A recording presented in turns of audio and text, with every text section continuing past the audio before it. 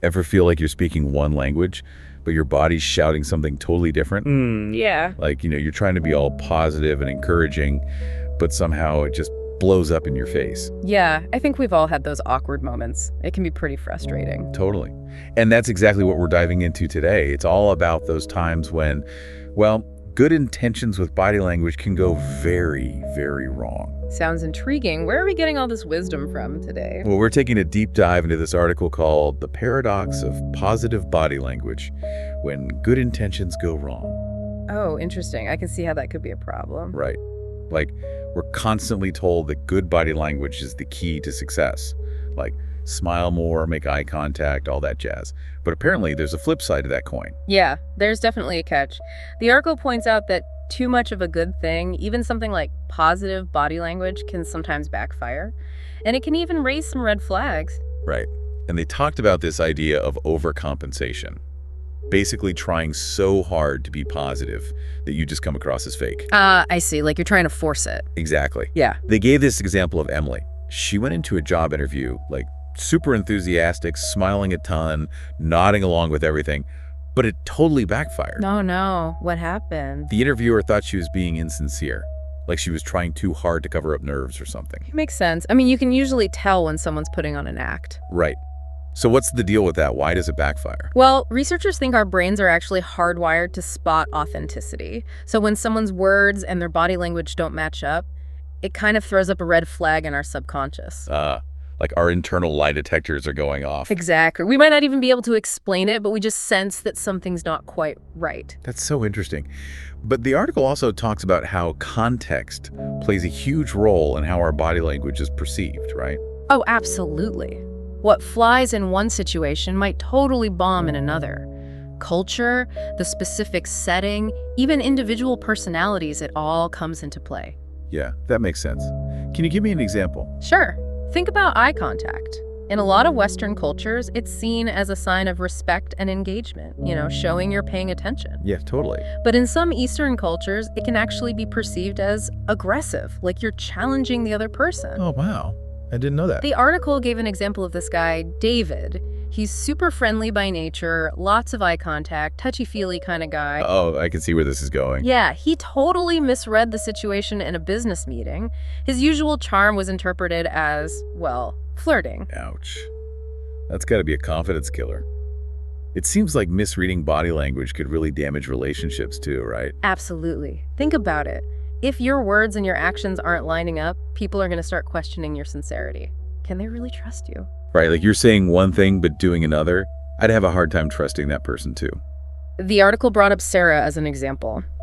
Her body language was all over the place. Sometimes open and engaging, other times she was totally closed off. People just couldn't figure her out. So it sounds like there's a lot more to body language than just slapping on a smile and hoping for the best. But don't leave us hanging. Does the article offer any solutions for this whole paradox thing? It does. The good news is it's not all doom and gloom. There are definitely things we can do to be more mindful about our body language. Okay, I'm all ears. Lay it on me. Well, first off, self-awareness is key. Understanding your own natural tendencies and how they might be perceived by others. So like figuring out your baseline. Exactly. Are you a naturally expressive person or are you more reserved? Do you tend to make a lot of eye contact or does it make you uncomfortable? Right, gotcha. Once you know your own tendencies, you can start to make subtle adjustments to your body language depending on the situation. So it's more about making tweaks and being aware, not trying to be someone you're not. That makes a lot of sense. What about being aware of the context of the situation? That's crucial too. You've got to read the room. Every setting has its own unwritten rules of communication. A job interview calls for something different than, say, a casual hangout with friends. Totally. It would be super awkward to show up to a job interview like you're at a party.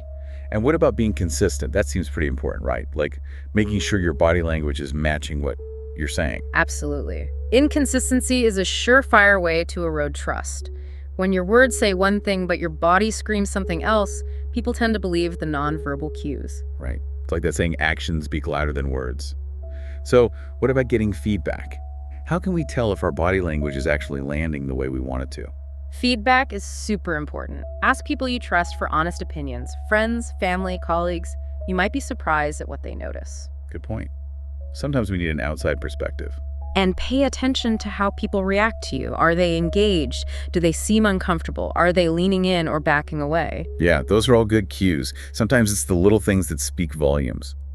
Now, the article also mentioned some helpful resources, right? For folks who want to dig deeper into this whole body language thing. It did. The Definitive Book of Body Language by Alan and Barbara Pease. It's a classic. Well, yeah, I've heard of that one. And Influence, The Psychology of Persuasion by Robert Cialdini. Both great starting points for understanding the power of nonverbal communication. Perfect. So, wrapping things up, it seems like positive body language isn't some magic formula. It's definitely important, but we got to be smart about it.